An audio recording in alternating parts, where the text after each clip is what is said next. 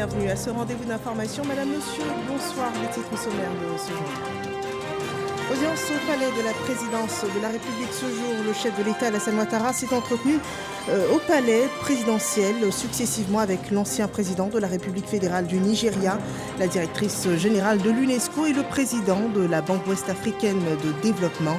Des rencontres orientées sur les sujets de paix, de sécurité, d'économie. Angela Merkel, l'ancienne chancelière allemande, va recevoir le 30e prix Houphouët-Boigny UNESCO pour la recherche de la paix. Elle est arrivée à Abidjan. Cette soirée a été accueillie par le chef de l'État en personne. Vous proposons dans ce journal son parcours politique et des engagements qui lui valent aujourd'hui d'être la lauréate de ce prix. Et puis, dans cette édition, un dossier sur la filière café et cacao. La Côte d'Ivoire s'est engagée dans un système de traçabilité des chaînes de production. Retrouvez un gros plan sur l'un des outils de cette traçabilité qui est la carte du producteur. Bienvenue dans ce 23h au palais de la présidence de la République. Ce 7 février, le président de la BOAD, Serge Ekoué, a été reçu par le chef de l'État, Alassane Ouattara. Une rencontre dans le but de présenter les activités et les dossiers de développement de la zone de compétence de la BOC en Afrique de l'Ouest et particulièrement en Côte d'Ivoire. Le point dans ce reportage de Jérôme Kofi Abola. Serge Ekoué, reçu par le président de la République, Alassane Ouattara. La rencontre entre le président de la BOAD, Banque ouest-africaine de développement, et le chef de l'État ivoirien s'est déroulée ce mardi au palais présidentiel. Le président de la BOAD dit être venu présenter les activités de son institution dans la zone, et particulièrement en Côte d'Ivoire, au président Alassane Ouattara. Nous avons eu le privilège d'avoir été reçus en audience par son Excellence, Monsieur le Président Alassane Ouattara, pour tout d'abord lui présenter les vœux, pour lui, pour son gouvernement, mais également pour l'ensemble du peuple ivoirien. Nous avons ensuite échangé avec Monsieur le Président de la République sur l'ensemble des dossiers de développement de notre zone, mais bien évidemment de la République de Côte d'Ivoire. Vous savez que le développement, c'est notre métier, c'est le cœur de notre activité. Il est toujours important de présenter nos activités au chef de l'État, de lui rendre compte de nos actions. La Banque va fêter cette année son jubilé et nous avons évoqué ce point précis avec le chef de l'État.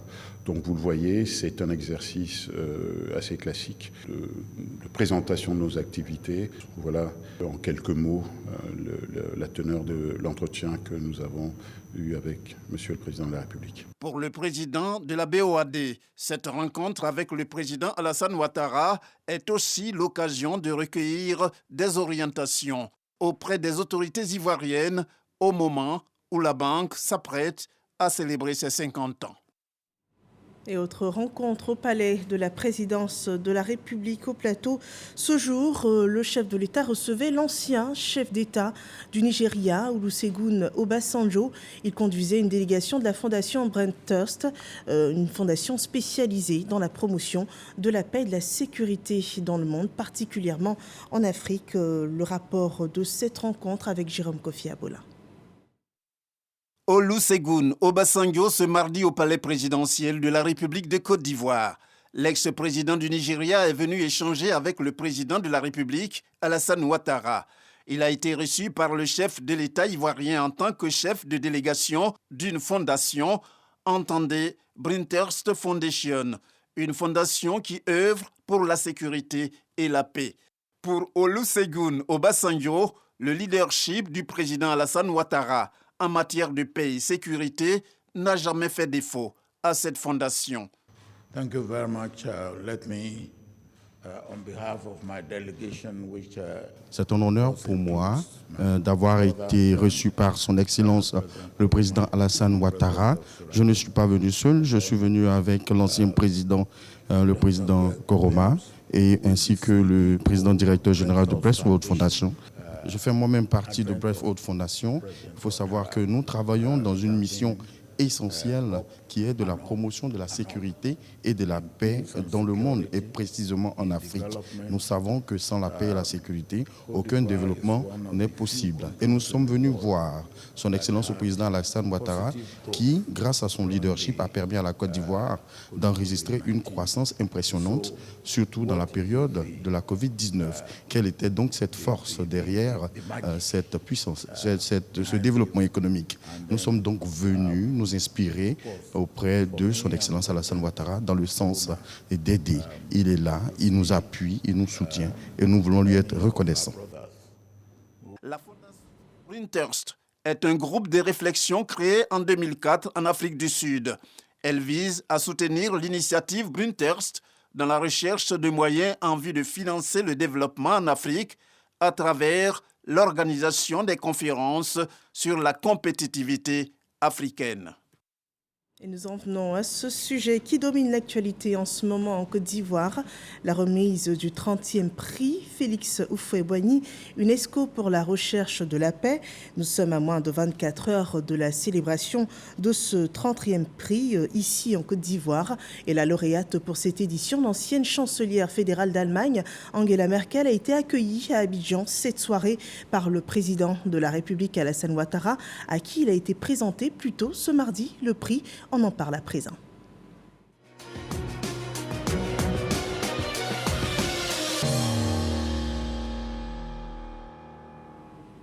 La directrice générale de l'UNESCO est présente en Côte d'Ivoire dans le cadre de la cérémonie de remise du prix Félix Houphouët-Boigny UNESCO pour la recherche de la paix, prix qui sera remis demain à Yamoussoukro.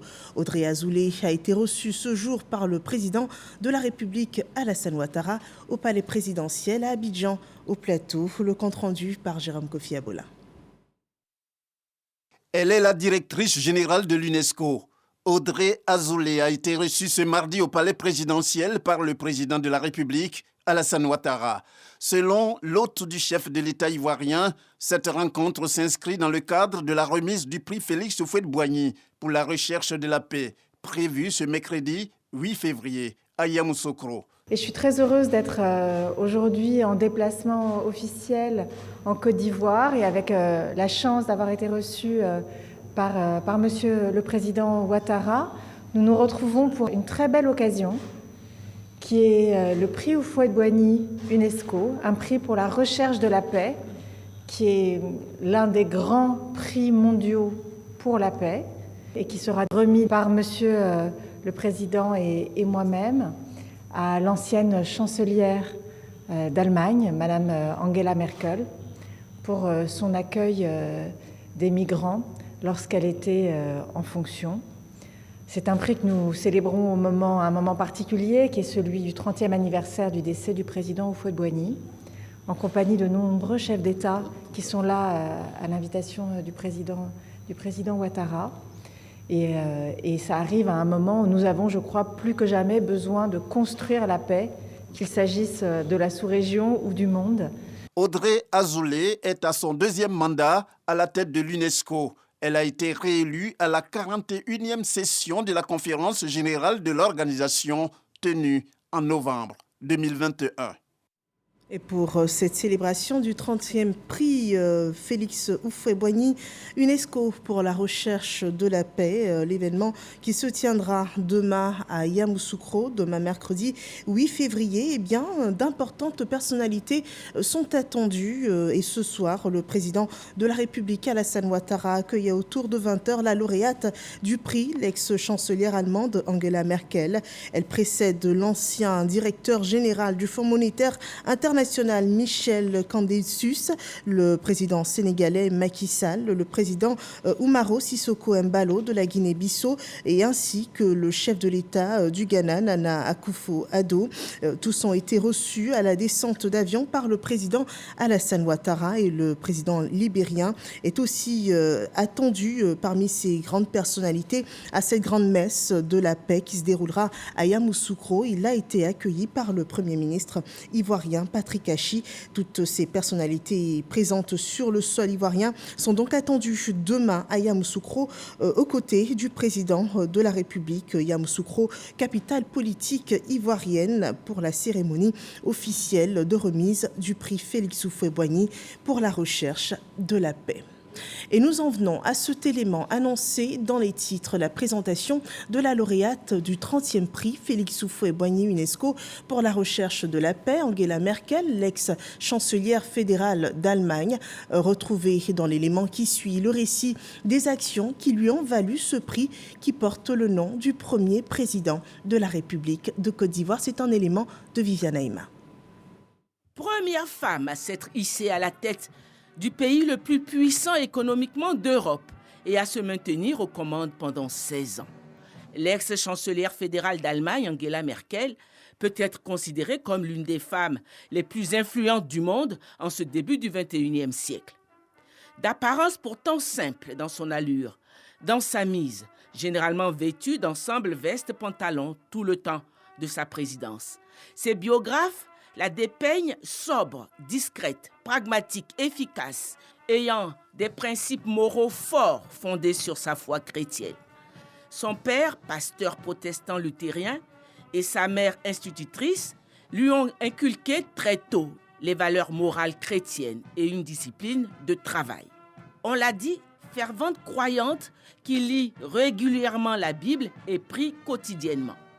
Elle est née le 17 juillet 1954 à Hambourg, dans l'Allemagne de l'Ouest, mais a grandi dans l'Allemagne de l'Est, sous contrôle communiste, où ses parents ont choisi de s'installer. Sa personnalité a été forgée aussi par son expérience de la dictature communiste. Elle mène de brillantes études de physique à l'université de Leipzig, clôturée par un doctorat en 1986. Sa carrière politique démarre véritablement après la chute du mur de Berlin en 1989 et la réunification de l'Allemagne. Elle a 35 ans et décide d'intégrer le courant politique chrétien-démocrate incarné par le parti du chancelier Helmut Kohl, la CDU, l'Union chrétienne-démocrate d'Allemagne. Le destin s'accélère pour elle. En 1991, elle est élue au Bundestag, le Parlement allemand. En 1998, elle est élue à la tête de la CDU et devient la première femme à diriger le parti chrétien-démocrate. 7 ans plus tard, en novembre 2005, elle est élue chancelière fédérale d'Allemagne. Elle est réélue à ce poste en 2009, puis en 2013. Elle est réélue en 2017 pour un 4e mandat à la tête de la chancellerie fédérale. En 2021, elle décide de ne pas briguer un 5e mandat et quitte officiellement le pouvoir le 8 décembre 2021. Durant ces années de pouvoir, elle a été désignée à 14 reprises par le magazine économique américain Forbes, femme la plus puissante du monde. Il va sans dire que les prises de décision de l'ex-chancelière allemande ont impacté le monde occidental, en particulier l'Europe. Ce fut le cas en 2015, quand l'Europe a été confrontée à la plus grande crise migratoire qu'elle a connue. En effet, au plus fort de la guerre civile en Syrie, des millions de réfugiés, en majorité syriens, ont afflué vers l'Europe demandant l'asile. Les pays d'Europe, pour leur part, étant tenus de respecter des quotas d'immigration imposés par l'Union européenne. C'est alors que la chancelière Angela Merkel décide de mettre à plat toute cette politique de quotas en ouvrant les frontières de son pays aux nombreux réfugiés qui n'avaient pas trouvé de pays d'accueil. Ce sont 1,5 million de migrants que l'Allemagne a accueillis entre 2015 et 2019 et a tout mis en œuvre pour leur intégration. Cette décision de la chancelière allemande de mettre à plat la politique des quotas d'immigration au sein de l'Union européenne lui a valu de nombreuses contestations, tant en Allemagne même, où elle a perdu ses alliés politiques, qu'au sein des autres pays de l'Union européenne. C'est cette décision empreinte d'un grand humanisme que le jury du prix Félix Houphouët-Boigny UNESCO pour la recherche de la paix salue en décernant le prix 2022 à l'ancienne chancelière fédérale d'Allemagne, Angela Merkel. l'ex-chancelière allemande n'a pas non plus ignoré l'Afrique. Alors qu'elle assurait la présidence du G20, le groupe qui rassemble les pays aux économies les plus développées du monde, la chancelière allemande Angela Merkel a lancé le 19 novembre 2019 à Berlin, lors d'une conférence du G20, une initiative baptisée Compact with Africa, qui est un programme consacré à la promotion de l'investissement direct privé en Afrique à travers des réformes engagées par les pays africains participant à ce programme. Le président de la République, Alassane Ouattara, ainsi que plusieurs de ses pairs du continent africain ont pris part aux travaux du Compact with Africa. De même, lors du 5e sommet Union européenne-Union africaine organisé à Abidjan les 29 et 30 novembre 2017, la chancelière allemande Angela Merkel a fait le déplacement pour participer aux travaux. Retirée depuis le 8 décembre 2021 de la scène politique et de la vie publique, l'ex-chancelière allemande Angela Merkel se consacre depuis à la rédaction de ses mémoires politiques. Et avant de retrouver les prochaines images de l'ancienne chancelière fédérale d'Allemagne au sein de la fondation Félix Houphouët-Boigny à Yamoussoukro, la fondation dédiée à la recherche de la paix, je vous propose de faire un tour dans la capitale politique ivoirienne, Yamoussoukro, et qui devient aussi capitale mondiale de la paix, et au sein précisément de la fondation Félix Houphouët-Boigny pour la recherche de la paix, où s'est tenue ce jour une conférence inaugurale. Les grandes lignes sont rapportées par Mahama Traoré.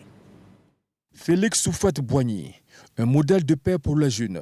Thème de la conférence inaugurale animée par professeur Jean-Noël Loukou, secrétaire général de la fondation Félix Houphouët-Boigny pour la recherche de la paix, qui se tient en prélude de la cérémonie de remise du prix Félix Houphouët-Boigny UNESCO pour la recherche de la paix. Félix Houphouët-Boigny fut, selon le conférencier, un modèle d'excellence, aussi bien scolaire, professionnel qu'un modèle d'engagement politique et de paix. On entend sans répit que la jeunesse ivoirienne est en manque de repères, de modèles à imiter.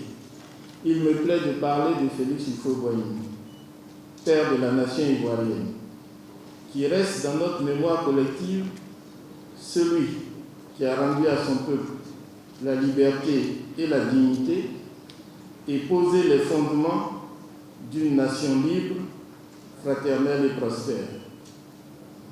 Il est le modèle parfait qui peut inspirer non seulement les jeunes Ivoiriens et Africains, mais aussi tous les Africains, tous les Ivoiriens, par sa vie, son action historique, les valeurs qu'il a prônées.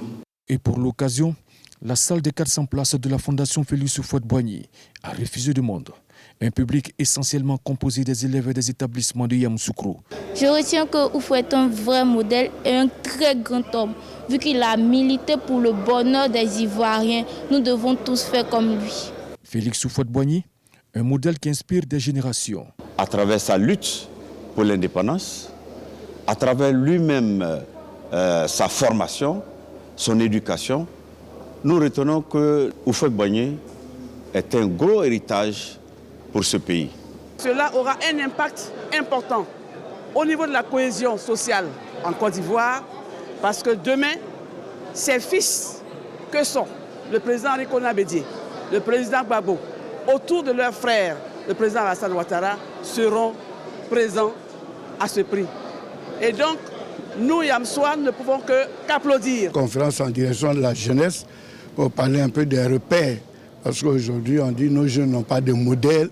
Et là, on a donné l'exemple de Houphouët-Boigny sur plusieurs plans politiques, religieux, de paix, son cursus scolaire et sa vie professionnelle. Pour que chacun choisisse un pan de sa vie pour en faire un modèle. Ça a été l'occasion d'exhorter les jeunes à l'union et également à la discipline et au travail. Ce sont les valeurs que le président Houphouët a prônées durant toute sa vie.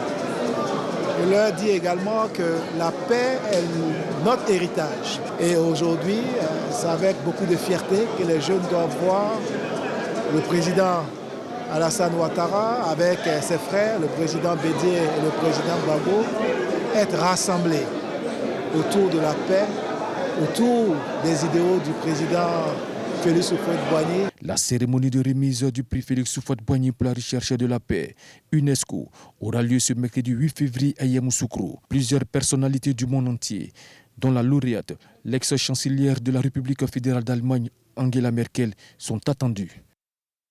Et les réflexions sur la paix ont marqué l'actualité cette journée de Yamoussoukro, la capitale politique ivoirienne. On s'est aussi interrogé sur le rôle de la culture et du sport au service de la paix dans le monde. C'est un élément de Frédéric Gorebi. En prélude à la cérémonie de remise du prix Félix Houphouët-Boigny pour la recherche de la paix, le débat sur la contribution de la culture et du sport à la consolidation de la paix était au centre d'un panel à la fondation qui porte le nom du premier président ivoirien à Yamoussoukro. Les panélistes, au nombre desquels se trouvaient les directeurs de cabinet du ministère de la Culture et de la Francophonie et le leader vocal du groupe Magic System, Traoré Salif Assalfo, ambassadeur de bonne volonté de l'UNESCO pour ses messages en faveur de la paix, ont instruit les participants sur le rôle prépondérant de la culture au maintien d'un climat social apaisé. C'était de mon devoir de venir dire à toute cette jeunesse qui était réunie que chacun a son rôle à jouer et montrer aussi le rôle important que la culture occupe dans la promotion des valeurs de paix. Nous avons adopté en 2014 le test portant promotion de notre patrimoine culturel national à l'Assemblée nationale. Dès lors, le déploiement, la mise en relief de cette étude juridique a essentiellement pour vocation de converger nos activités afin que celles-ci puissent féconder la paix, consolider les acquis de cohésion sociale au sein de la population ivoirienne. Le sport, facteur de rapprochement des communautés, n'est pas en reste. Selon les panélistes, au-delà de l'apport de la culture et du sport à la préservation de la cohésion sociale, gage de développement et de stabilité politique, il faut compter avec les mécanismes endogènes. Notre patrimoine culturel dispose de mécanismes pour pouvoir consolider la paix. Je vais faire allusion aux alliances interethniques. Je vais faire également allusion aux personnalités tutélaires dont les connaissances endogènes sont sues et présentées. On les appelle les trésors humains vivants. Ceux-ci s'impliquent dans le règlement des situations conflictuelles en amont et par leur sagesse, par leur connaissance, ils parviennent à prédisposer le peuple pour qu'il soit acteur de paix dans le milieu où il vit. Ce panel a également été marqué par la distinction de plusieurs organisations de la société civile qui ont œuvré pour la paix et la cohésion sociale en Côte d'Ivoire. Et comme avec la paix, les Ivoiriens sont invités quotidiennement au respect des règles qui impliquent la sécurité routière dans le pays. Et dans ce cadre, le ministre des Transports, Amadou Koné, a effectué une visite au centre d'assistance technique du centre de gestion intégré du ministère des Transports. Une visite qui s'inscrit dans le cadre de la Semaine nationale de la sécurité routière. Le reportage de Jean-Luc Bambo.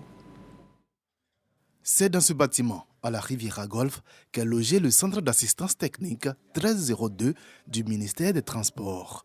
Une soixantaine d'agents répondent au quotidien aux préoccupations des usagers sur les documents de transport. Ici au centre, nous recevons les appels liés, on va dire, aux préoccupations sur tout ce qui est documentation transport, permis que conduit, carte grise, carte de transport, les plaques d'immatriculation, en tout cas tout ce qui rentre en ligne de compte dans le domaine du transport routier. Dans le cadre de la Semaine nationale de la sécurité routière, le ministre des Transports a rendu visite à ses agents qui contribuent également à cette opération de sensibilisation des usagers. Nos compatriotes ont besoin d'informations, parce que les réformes sont nombreuses, soit les mutations, les questions d'immatriculation, qui sont des choses nouvelles pour nos compatriotes et qui visent à assainir le secteur des transports routiers dans un premier temps, mais également à assurer la sécurité sur nos routes. Le ministre des Transports a profité de cette visite pour donner des précisions sur le permis à points. L'une des principales réformes du secteur est l'un des principaux sujets d'appel dans ce centre. Si vous commettez une infraction qui est condamnée par la loi, pourquoi vous ne voulez pas être sanctionné?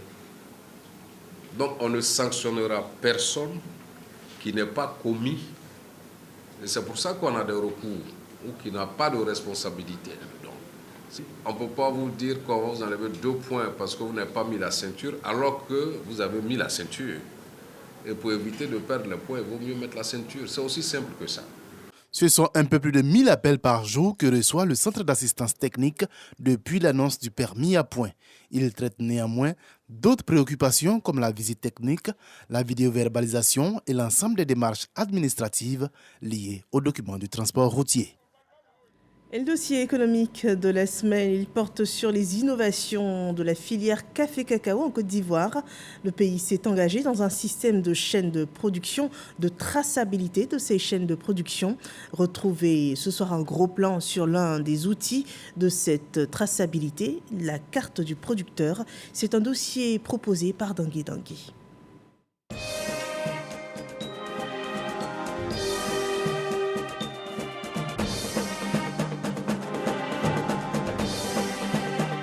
Bonjour, bonjour, comment ça va? Okay. Nous sommes à Zaliouan, un village de Gadouan dans le département de Daloa. Tapé Bidi, producteur de café et de cacao, s'apprête à vendre sa dernière production. Une vente pas comme les autres. Il va se servir pour la première fois de sa toute nouvelle carte de producteur. Ok, les informations sont là. Je vais mettre le cacao sur la bascule. Des scellés sont ensuite posés sur chaque sac et scannés à l'aide d'un terminal. Une nouveauté dans l'opération de vente et d'achat de produits. Ces scellés permettent d'enclencher le suivi de leur itinéraire jusqu'à l'exportation. Le poids total saisi dans le terminal d'achat est calculé automatiquement et le montant à payer est reversé sur la carte du producteur. Montant net à payer, 93 225 francs. Ici, c'est montant push. C'est comme ce qui est parti sur la carte. La transaction validée, le producteur reçoit un SMS sur son téléphone l'informant que sa carte est créditée du montant de la vente qu'il vient d'effectuer. Une opération à première vue fastidieuse, mais ce producteur, lui, préfère retenir le bien fondé de cette nouvelle méthode. Ça n'a pas mis du temps. Dès que tu introduis, on te donne ta carte, on introduit tout dedans. En tout cas, tout sort normalement et puis tu n'as pas de gêne. Vraiment, moi, ça me plaît beaucoup. Bidi Tapé se rendra plus tard au guichet automatique pour procéder au retrait du fruit de sa vente. Il aurait pu, comme cet autre producteur, effectuer cette opération dans un point de paiement mobile. La carte, s'il vous plaît. Oui, oui. Donnez-moi la carte. Quand il donne la carte, je regarde la carte et puis je lui demande d'abord son numéro.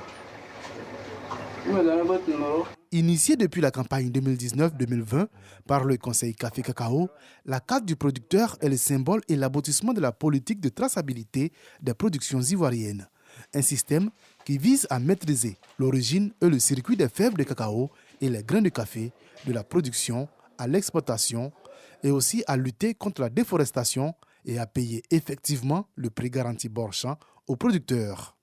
C'est vrai qu'aujourd'hui, nous avons la technologie qui intervient au Borchamp, mais cela n'est pas fait pour changer en profondeur les habitudes des paysans, mais c'est plutôt pour améliorer leurs conditions de vie, améliorer surtout la qualité de la vente, mais surtout par rapport aux acheteurs internationaux, de les rassurer que désormais nos producteurs sont identifiés, localisés, leurs parcelles géolocalisées, et tout cela, au travers de la carte, on peut tracer le produit du Borchamp jusqu'à l'exportation. La première phase de mise en œuvre du système de traçabilité a été le recensement des producteurs de café cacao et de leurs vergers. Il a consisté à identifier les producteurs et à géolocaliser leurs parcelles de café et de cacao afin d'en déterminer la superficie et la localisation exacte sur le territoire national. Tous les producteurs recensés auront leur carte. Mais en plus de cela, il y a un dispositif qui a été mis en place pour que les producteurs qui n'ont pas été recensés lors de la grande phase de recensement soient enregistrés à l'effet de produire leur carte. Au terme de cette grande phase, 993 031 producteurs ont été recensés. Nous avons aussi cumulé 3 220 800 hectares de cacao et de café géolocalisés. Et ça aussi, nous sommes en train d'actualiser tous ces chiffres-là pour ceux qui n'ont pas pu être recensés dans cette grande phase-là. Avec la distribution des cartes aux producteurs, le Conseil du café cacao entre dans la phase de mise en exploitation de la traçabilité, cruciale pour la survie de la filière. Le régulateur multiplie les sensibilisations et les séances de formation dans les zones de production afin de garantir aux premiers bénéficiaires de la carte une utilisation optimale. Personne n'est pas venu compter des billets de banque pour vous donner. Ça sera sur la carte. Et personne ne pourra modifier si le conseil n'a pas modifié depuis habituel. Ce processus-là, en tant que producteur, en tant que dirigeant des coopératives, nous avons attendu ce processus depuis longtemps. Le producteur café cacao vient d'avoir sa carte professionnelle. Après la phase pilote qui sera effectivement lancée sur la campagne 2023-2024, le système sera déployé sur toute la zone de production. À terme, sans la carte, nul ne pourra vendre son café ou son cacao. Si les autorités ivoiriennes mettent un point d'honneur à appliquer le système de traçabilité unifié, c'est non seulement en vue de satisfaire aux besoins internationaux, mais surtout de continuer à bâtir cette économie prospère qui lui garantit sa place de poumon économique sous-régional. Voilà un beau système qui organise la filière café-cacao en Côte d'Ivoire. C'est un dossier proposé par le service économique de la rédaction RTI1 et réalisé par Jean-Louis Bongbo. Passons à présent au point sur la situation du coronavirus en Côte d'Ivoire.